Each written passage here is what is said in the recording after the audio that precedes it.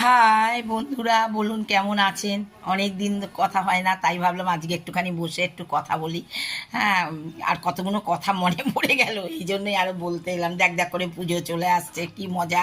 আমার এক ভাইয়ের বউ ফোন করেছে, বলছে যে নন বেঙ্গলি, বলছে যে আসবে, আমরা শাড়ি মাড়ি কোনো কিচ্ছু আনবে না। বলে কেন? আমাদের সব চললে তোমার একটা শাড়ি চলবে না? এসে আবার কি!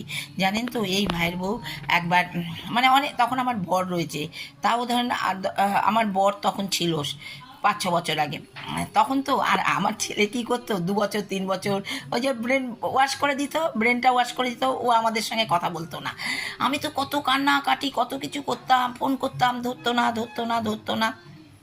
ও এসছে, এসে দেখেছে আমি কাঁদছি, আমি জানো কতদিন ধরে ছেলেটা আমাদের সঙ্গে কথা বলে না। হ্যাঁ, ওর বাবার সামনে তো কিছু, আর সে খালি বলতো চোখের জল ফেলবে না, একদম মন থেকে মুছে দাও, মন থেকে মুছে, কারণ সে তো জানতো যে কী জিনিস, কী জিনিস আমার ঘরে এসেছে।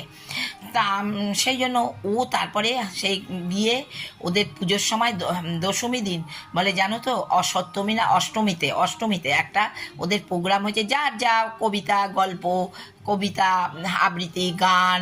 ও একটা বললো, জানো আমি একটা স্টেজে উঠে বলেছিলাম যে একটা ছেলেকে কত কষ্ট করে আমার চোখের সামনে দেখা। হ্যাঁ, কেননা ও ছিল একবার সেই জস্টেলে ভর্তি হবে। হ্যাঁ, তখন সেই টাকা চেয়েছে, বাবা বলেছে আমি দেবো না। আমি বললাম আমি দেবো, তুই পড়। ও 3 মাসের জন্য মানে মাসখানেকের জন্য আসতো, তখন ব্যাঙ্গালোরে পড়াশোনা করতো। তুই পড়, আমি দেবো, আমি দেবো, বাবা না দেয় আমি দেবো। জস্টেলে ভর্তি হলো, দিলাম। ও তো দেখেছে।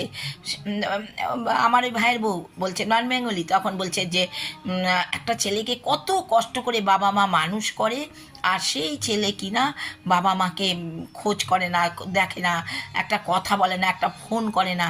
হ্যাঁ, ছি! ও সেই বিশাল করে সেই স্টেজেতে বলেছিল, বললো দিদি জানো আজকে আমি একটা স্টেজ প্ল্যাটফর্ম করেছি, সেইখানে আমি বলেছি তোমাদের কথা তুলে ধরেছি, যে এত কষ্ট করে ছেলেকে মানুষ করে করলো। ছেলে নিজে বিয়ে করলো, তবে কি ও তো নিজে করেনি, ওই ও ওকে, ওর দোষ।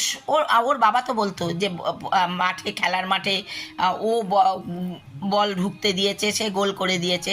সুভাষ গ্রামের এক সাধুকে ধরে, নাহলে কেউ বিশ্বাস করতে পারে না যে আমার ওই রকম ছেলে ওই রকম বিয়ে করে। বলে তো কী দেখে তোমার ছেলে পছন্দ করলো? আমি বলি ওই সুভাষ গ্রামে এক সাধু ওকে লটকে, তাকে ধরে একটু গুণ করে করেছে। আর কি বলবো বলুন, বলার ভাষা নেই।